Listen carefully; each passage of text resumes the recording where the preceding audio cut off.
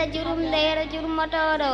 yo Allah juul e ko how men Muhammadu kanum e koreji mum e wondiɓe mum o hisnaɓe julde e kisal yo gone e ko how men Muhammadu timmindo annabaɓe almami nelaɗo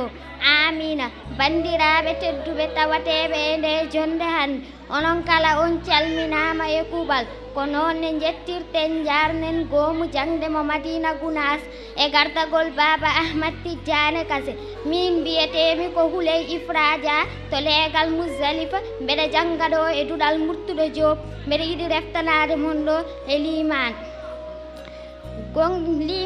liman ko gonɗinde Allah e maleykaji mum e defte mum e nelaɓe mum e ñalawma dargal kanum e gonɗinde hoddiro ko moƴƴi hen e ko boni hen gonɗinde Allah e sifa kuftodinɗo fibde wonde Allah ko ciforiɗo kala sifaji timmal ceniɗo e dendagal sifaji ustare ɗum woni fibde ina waɗɗanimo godal ngelu keddagol ngalu lutanirde mo e tagore makko gotagu to jaadi to sifa e to golle hattan muuya ganndal gurdam nande haala e jiiɗe ɗe geɗe aley sago ɗe gona e sifaji makko piɓa ini jumbi e makko siforede ko weñi ɗe geɗe wasde wonde jogade to fuɗɗi maɗo haaɗi kato jingol yerodirede wasde wonde goto ronkere wawnede majjere mayde faadugol mumɗugol e gumdam ɗe geɗe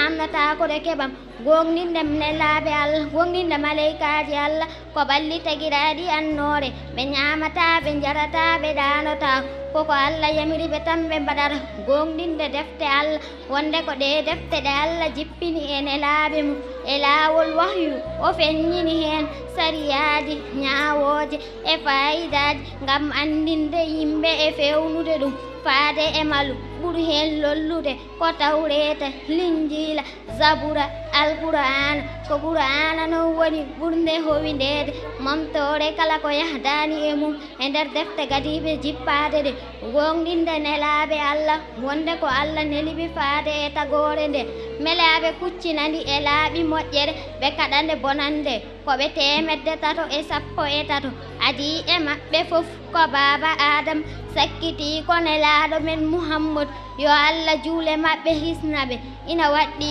gonɗindeɓe e sifaji nayyi gonɗude hoolede yettinde ko nelano e jojere ɓe cifortake ko weñi ɗiɗo sifaji fende jamfade wostade ko nelano e ɗayre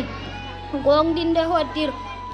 gonɗinde ñalawma darga koye makko moƴƴi e bonni kasbate ko kanko woni ñalawma jobdi aljanna ma jeygol gonɗinde hoddiro fibde kala ko waɗi foti koko weli walla koko metti ko moƴƴi hen e ko boni hen fof koye hoddiro Allah e muyande mum tesko gonɗinde hunde ko gollorade ɗum joom risala o wi gonɗinde hunde ko haalirde ɗemgal laɓɓinira ɓernde gollira terɗe wi ina gonɗi timmata so wona wonda yanni kongol ngol tan e golle ɗe e anni o fof timmata so wona hawray sunna nela yo Allah juule maɓɓe hisnaɓe moƴƴingol